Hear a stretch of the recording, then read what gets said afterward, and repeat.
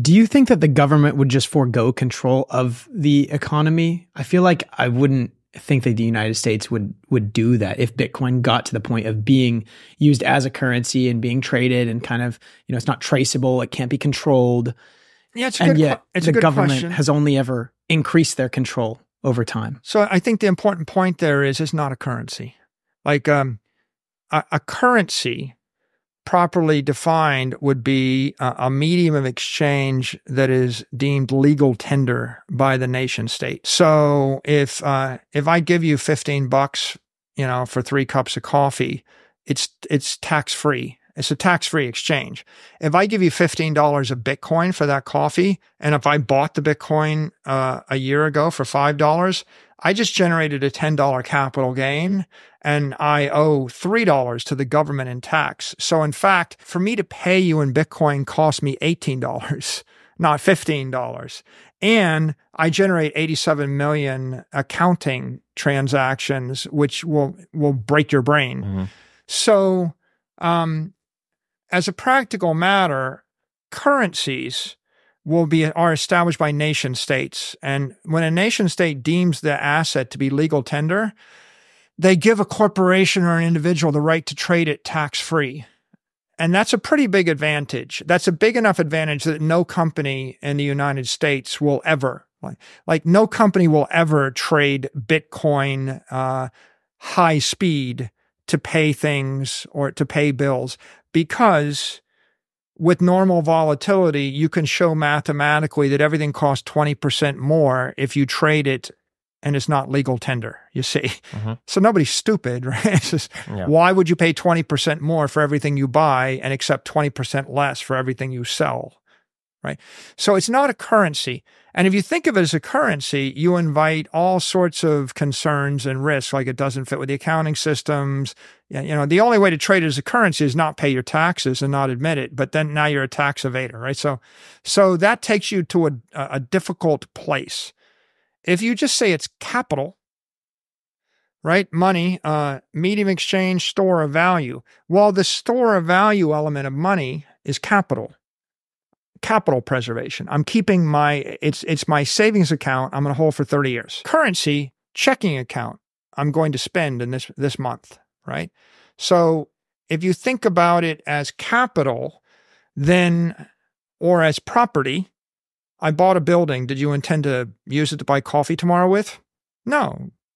You bought a building. Why'd you buy it? Because you wanted to store your capital. You thought it would double in value in 10 years. That's why you bought the building. It's an investment. So when you think of it as property or think of it as capital, then all of those concerns disappear. Now, if you look out at the future, companies, as long as they exist, will issue equity. If Apple and Facebook and Google exist, they're going to issue equity. Equity will not go away. Is it an investment? At a certain price, if you can buy the stock and it has a 22% dividend yield, it's a good investment. If it's too high, it's a bad investment. So there's a natural market clearing price where equity is an investment asset. How about property? People buy real estate, Airbnbs, buildings as an investment. Is it a good investment? If it has a 15% or 10% rent yield and it's going up 10% a year in value and it's a good desirable place, then it's a good investment. If the rent pays 2%, after tax and it's in a crappy place and it's not going to value, it's a bad investment. So real estate is a good or bad investment. So property will stay here. The city of New York, city of London or whatever, they will issue bonds. As long as there are municipalities and states and they can issue bonds and they can borrow money, or countries, they will issue bonds. Will you see sovereign debt, municipal debt, state debt? Sure you will. Is it a good investment? Not normally, but credit's not normally a good investment. If it paid 10, 15% interest, and if the currency wasn't collapsing, then it might be. But if it pays 10% interest and the currency is collapsing at 20% a year, it's not a good investment. But will they do it? Yeah. And who will buy it? The governments will buy it from themselves. Central banks will buy their own bonds. Institutional investors, regulated banks, regulated corporations, the state power company, they will buy municipal bonds because they're required to by their charter. And so that will circulate. Countries, the United States will issue the dollar. China will issue the CNY. The euro will issue the euro. How long will that go on? Until the nation states collapse. Where does it collapse? Well, half the countries in Africa don't have a currency. They use the CFA, the colonial franc, right? They literally don't have a functioning currency of their own, and El Salvador doesn't have a currency. So those countries will either dollarize, or they will use the CNY, or they'll use the EU, the euro, or they'll use the CFA. And so where does Bitcoin sit in all of this? It's an asset in a portfolio. It's it's global property. Everybody else doesn't have to fail for Bitcoin to succeed. Right? When we're preaching Bitcoin going to 100 trillion or 200 trillion, that doesn't mean you might not own a building. Is my beachfront property in Palm Beach a bad investment? Well, not necessarily. But there are certain assets that are quote unquote monetized. That is, people buy the asset just as a store of value over and above the utility value. Gold is an example. People that are buying gold as a store of value probably are, 70, 80% of the value of gold is monetary value, and the last part is utility value. One could think that over time, Bitcoin will demonetize gold.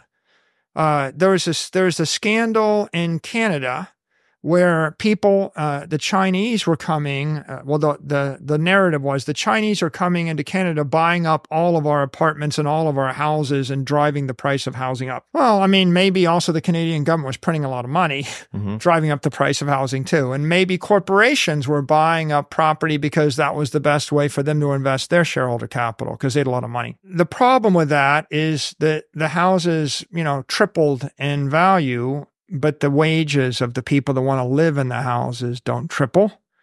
And so if you triple the price of the house and if you double the interest rate, then the middle class, working class person can't buy a house. That's an example of monetizing a useful asset to the detriment of the society. What should happen is the people that were buying the houses as a store of value should sell that real estate, buy Bitcoin with it. The price of the houses will become more affordable.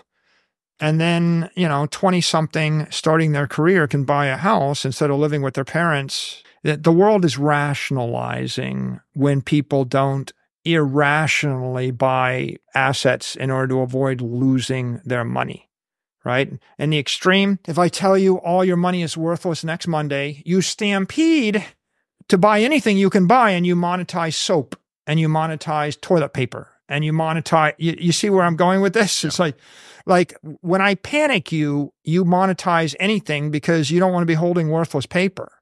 Better to own food. Yeah.